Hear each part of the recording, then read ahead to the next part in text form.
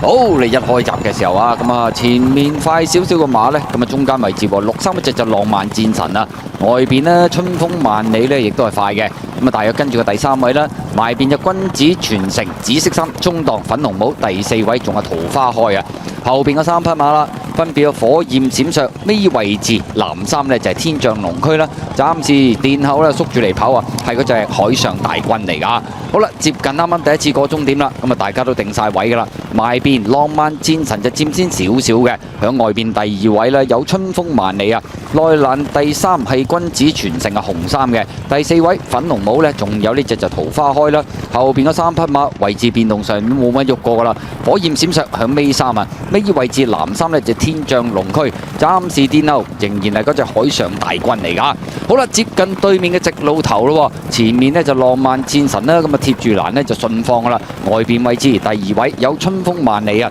埋邊第3係君子傳承啦，第4位呢咁啊拖翻住先，就係呢隻桃花開嚟㗎。第5位嘅馬有火焰閃爍啊，後邊嗰隊分別有藍衫嘅天象龍區啦，紅黑直間衫海上大軍呢就暫時殿後啊。好啦，過埋1200米嘅段處啦，大家位置變動上面基本上都冇乜喐過㗎啦。浪漫戰神仲係貼欄放嘅，後邊嘅馬春風萬里呢就跟住個第2位，第3位嘅馬埋邊有君子傳承，外邊桃花多第4啦。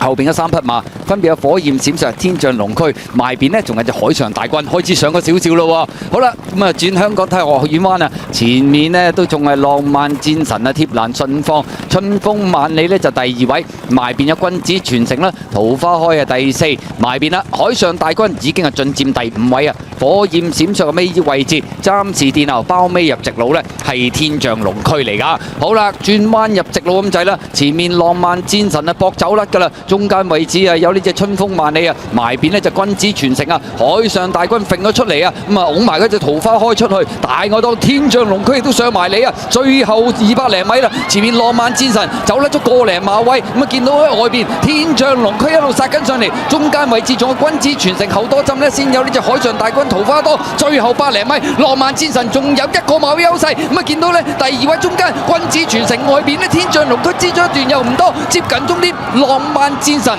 一放到底，贏出今場皇太后紀念杯啊！第2名呢，君子傳承，外邊呢藍衫咁啊重磅啊，支咗一段就係天象龍區啊，咁啊不過頭3名都掟得晒後邊噶啦，海上大軍呢就跑翻個第4啊！